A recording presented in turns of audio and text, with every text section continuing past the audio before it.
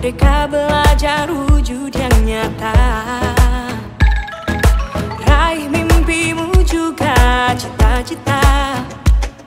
Generasi emas Indonesia. Profil belajar Pancasila. Assalamualaikum warahmatullahi wabarakatuh. Waalaikumsalam warahmatullahi wabarakatuh. Kami dari kelompok Bobo berdasarkan 9 orang, yaitu Arun, Surakila, Felindri, Yafudia, Muhammad Rehan, Maisan, Alma, dan saya sendiri yang sudah Brigita sebagai moderator dan Diasko sebagai pemateri. Kami akan memaparkan materi kami tentang karya seni rupa 2 dimensi, hidup dan mati, karya Raden Saleh yang akan dipaparkan oleh Oke, baik, terima kasih atas kesempatan yang diberikan oleh moderator. Baik, saya akan mempresentasikan hasil karya seni analisis karya seni rupa 2 dimensi yang judul Antara Hidup dan Mati karya Raden Saleh. Sebelum kita masuk ada 4 poin yang akan dibahas. Yang pertama jenis, yang kedua unsur-unsur, yang ketiga prinsip, dan yang keempat teknik. Sebelum kita masuk ke poin yang pertama, saya akan perlihatkan dulu lukisan Antara Hidup dan Mati karya Raden Saleh.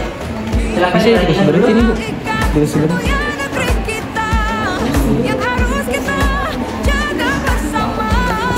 Antara Hidup dan Mati, jenis lukisan dalam lukisan ini adalah 2 dimensi dengan aliran realisme.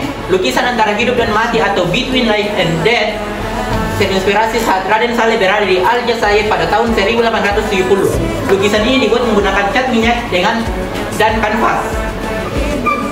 Poin kedua yaitu unsur-unsur. Unsur-unsur yang terdapat dalam lukisan ini, yang pertama titik. Setiap gambar memiliki titik. Jika tidak, gambar tersebut tidak ada. Kemudian garis pun begitu juga sama.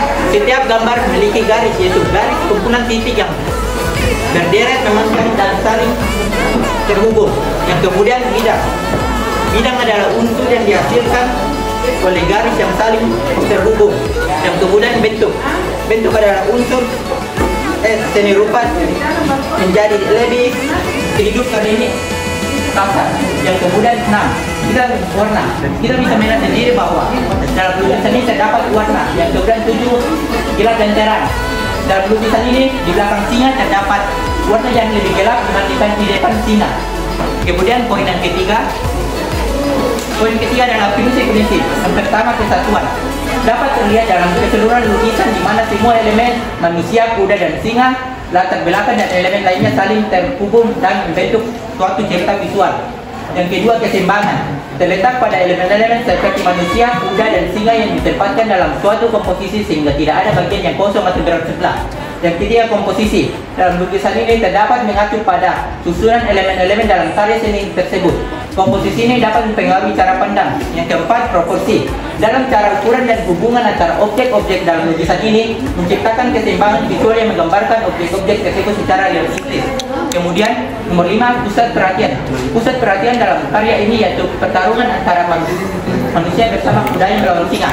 Seperti yang bisa kita lihat sendiri bahwa pertarungan itu menjadi focal point dari lukisan ini. Yang kemudian ke-6, gradasi. Terdapat pada perubahan intensitas warna dalam latar belakang langit. Kita bisa lihat bahwa gradasi tersebut antara orange dan biru.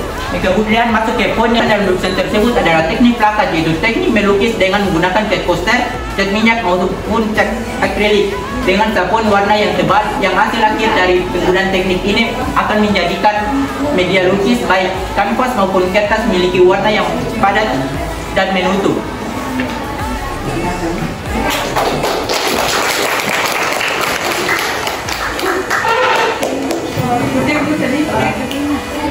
Oke, baik, terima kasih. Itu hasil pemateri dari hasil kelompok kami, dan kami buka sesi tanya jawab.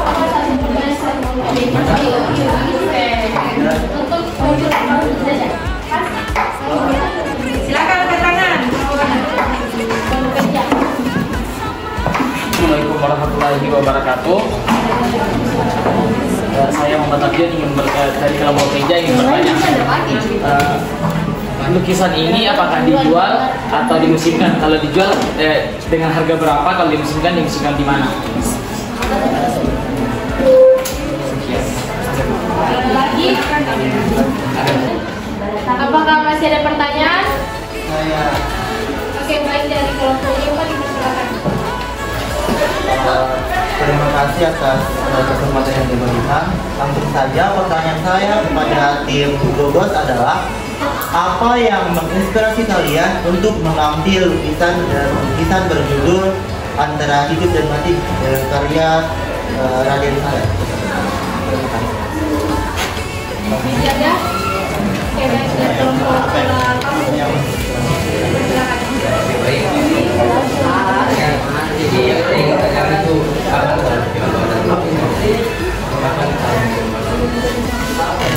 Kapan bisa dibuat?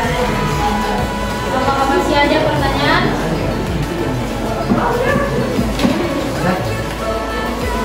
Pada saat Anda tadi mempresentasikan itu judul lukisannya tersebut Antara Hidup dan Mati. Pertanyaan saya itu, alasan mengapa ini pelukis melukis apa maksud terselubung atau alasannya mengapa melukis ini lukisannya yaitu berjudul Antara Hidup dan Mati. Sekian, terima kasih. Berikan waktu untuk menjawab semua pertanyaan dari kelompok. Mimpimu juga cita-cita generasi emas Indonesia. Profil pelajar Pancasila tanamkan di dalam dada. Profil pelajar Pancasila cerdas berkarakter itu kita.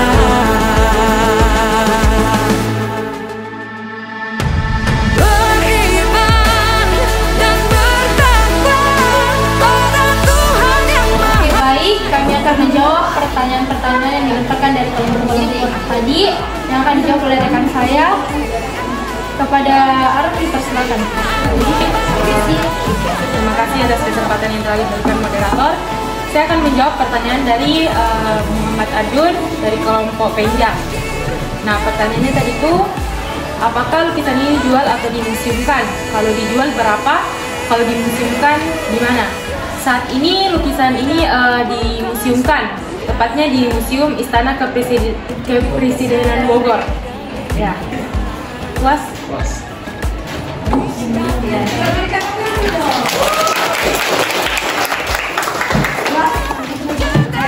Selanjutnya pertanyaan dari Iqbal sekaligus menjawab pertanyaan dari Yusuf karena kurang lebih sama, intinya sama.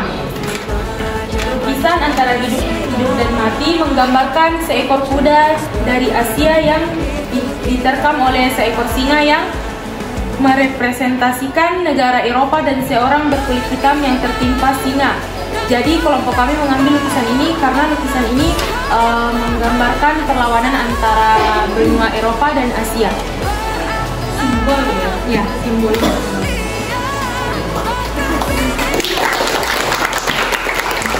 Kira-kira apa maknanya sampai yang tulis apa sih yang ditulis sama singa? Simbol simbol perlawanan itu Apa yang bertarungnya dengan Iya. Terus apa yang ditindis sama si apa itu? Afrika Ibu. Amerika? Berarti bisa dibilang bahwa dia tahun itu tertekan sama yang dikuasai negara itu. Jadi simbolis. Oke, selanjutnya saya akan menjawab pertanyaan dari Yusrelon. Memperhatikan kita Diga Tahun berapa ya? Mungkin dia tidak dengar. ya, tahunnya itu sudah dijelaskan tadi sama pemateri tahun 1870. Oke, baik, dari jawaban dari rekan saya, apakah ada sanggahan dari kelompok? Pertanyaan tadi, apakah ada sanggahan? Sudah puas? Puas. Puas. Oke, baik, sekiranya dari kelompok kami, kurang lebihnya mohon dimaafkan. Ya, wassalamualaikum warahmatullahi wabarakatuh.